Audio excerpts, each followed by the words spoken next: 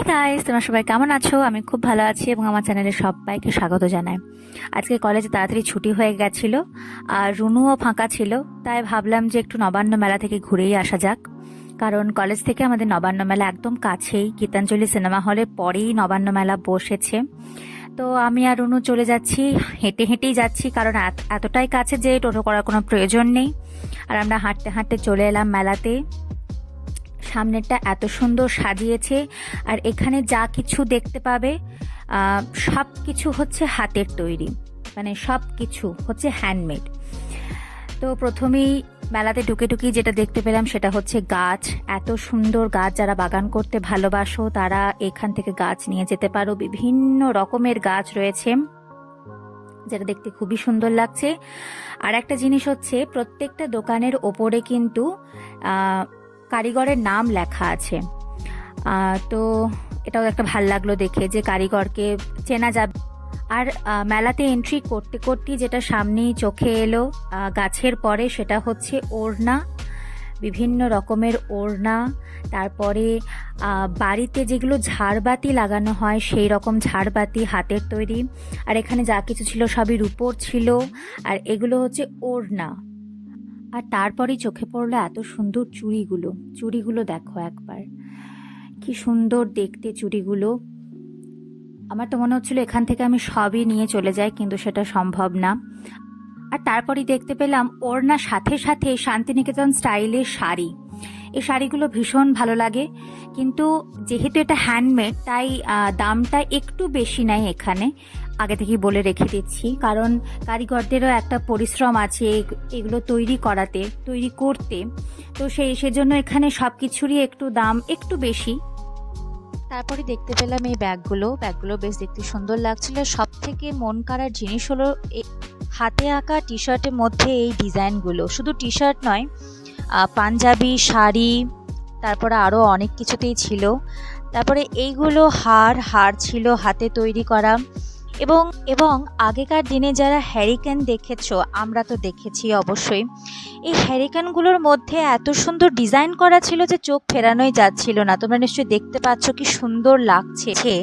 তারপরেই তো দেখতে পেলাম এই সিনেমা হলটা, গীতাঞ্জলি সিনেমা হল, এবং এখানে সুন্দর করে লাইটিং করা হয়েছিল, যেটা আমি দিনের বেলায় দেখতে পাইনি। যাই হোক, তারপরে চলে গেলাম আরও ভিতরের দিকে। এখানে দেখলাম খুব সুন্দর আলপনা দেওয়া হয়েছিল। এটা পুরোটাই ফেব্রিক দিয়ে করা হয়েছিল, খড়ি মাটি দিয়ে নয়। আর এখানেও কিছু কিছু ওড়না, শাড়ি এসব দেখতে পাচ্ছিলাম। আর দেওয়ালে এই আঁকাটা দেখো, কি অপূর্ব। এগুলো একমাত্র শান্তিনিকেতনেই হয়তো দেখতে পাওয়া যায়। ভীষণ ভালো লাগে দেখতে এগুলো। আর তারপরে এই যে একটা সুন্দর আলপনা দেখতে পেলাম, এটাও ফেব্রিক দিয়েই আঁকা হয়েছিল। এই ভিউটা দেখো কি দারুণ, কি ভালো লাগছে।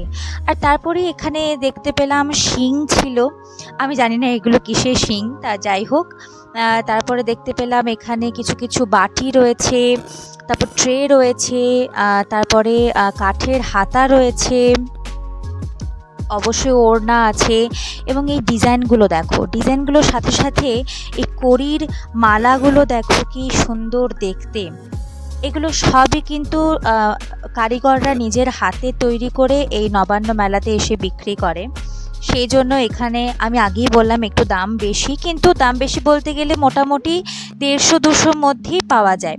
কিন্তু এটা আবার সোনাঝুরিতে গেলে পরে তারও কম পাওয়া যায়। যাই হোক, তো এখানে খুব ভাল লাগলো দেখে।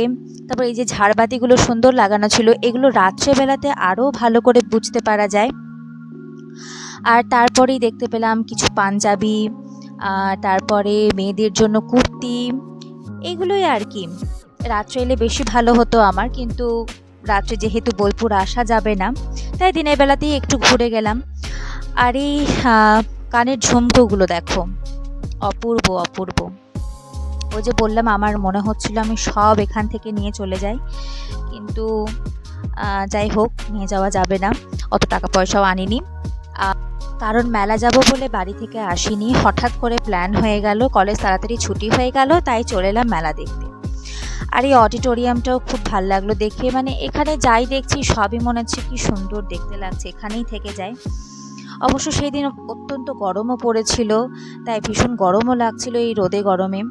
আর তারপরে চোখে পড়লো এই সুন্দর ডিজাইন করাগুলো। দেখো, এগুলো সব হাতে আঁকা, ভাবতে পারছো?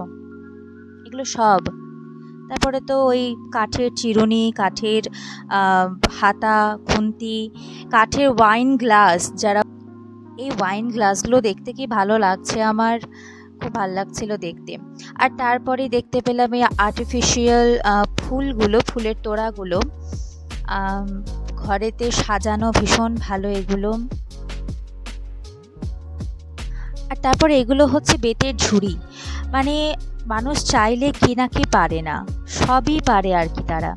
আর এগুলো হচ্ছে মাটির তৈরি প্রদীপ, ধুনুচি, তারপরে লক্ষ্মীর ভাঁড়, তারপরে হচ্ছে কাপ, ডিশ, তারপরে হচ্ছে পঞ্চপ্রদীপ, ধূপকাঠি রাখার জায়গা, আরও অনেক কিছু। আর এইগুলো দেখো, এগুলো হচ্ছে গ্লাসের মধ্যে ডিজাইন করা হয়েছিল।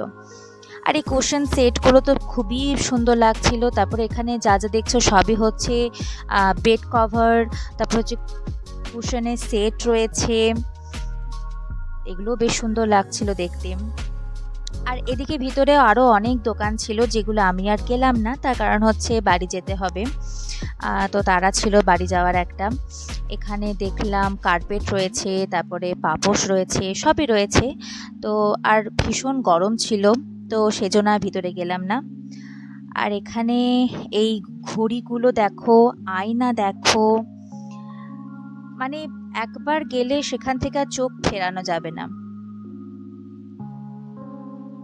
আর তারপরে এই ভিউটা মানে আলাদাই শান্তি। এখানে সারাদিন যদি কাউকে ঘুরে বেড়াতে দেওয়া হয়, সে সারাদিন ঘুরে বেড়াতে পারবে, তার কখনোই ক্লান্তি আসবে না। এটা দেখো, এটা নিশ্চয়ই অনেকেই জানবে, আগে ঢেকিতে চাল গুঁড়ো করা হতো, তারপরে ধান থেকে চাল করা হতো, তো সেটাও ছিল এখানে। আর এগুলো হচ্ছে আচারের ডিব্বা, আচার খেতে যারা ভালোবাসো তারা কিনে নিয়ে যাবে। তারপরে আমি টোটোয় উঠে গেলাম, আমি আর রুনু চললাম বিশাল মার্টে, কারণ চৈত্র সেল শুরু হয়ে গেছে এবং অনেক ভালো ভালো কিছু পাওয়া যাচ্ছে, আমি শুনেছি সেটা। তো তাই চললাম, আর পৌঁছেও গেলাম আমরা বিশাল মার্টে। বিশাল মার্টটা আমি একদিন পুরোপুরি ভালো করে ঘুরিয়ে দেখব, আজকে আমার একটু তাড়াহুড়ো ছিল, তাই আমি ভালো করে ঘুরিয়ে দেখাতে পারলাম না, তার জন্য সরি। চলো ওপরে গিয়ে একটু দেখে আসি। এখানে দেখলাম 99 রুপিসে ব্যাগ রয়েছে, যেগুলো পার্স সেগুলো 99-এ, তারপরে 100। আর এখানে আমি অনেকগুলো বোতল কিনেছি, যেগুলো 99 রুপিসে 6টা করে পাওয়া যাচ্ছে, মানে 6 পিসে 99 রুপিস। আর এখানে দেখলাম 59 টাকায় এই অফ হোয়াইট কালারের পর্দাটা পাওয়া যাচ্ছে, আমার দেখে খুব ভালো লাগলো, কিন্তু বাড়িতে নিয়ে গেলে মা ভীষণ বকা দেবে আমাকে।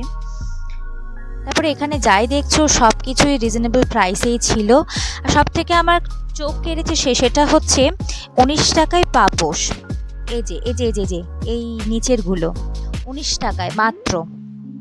আমি এখানে এখন পাপোশ বাছতে শুরু করে দিয়েছি, কোনটা বাড়িতে নিয়ে যাব, তো আমি এখন সেটা মন দিয়ে করি, আর তোমরা দেখো।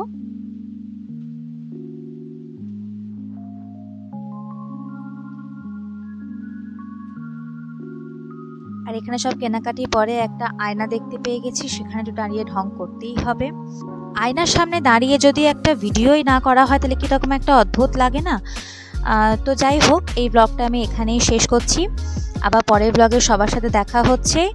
আর সবাই খুব ভালো থেকো, সাবধানে থেকো।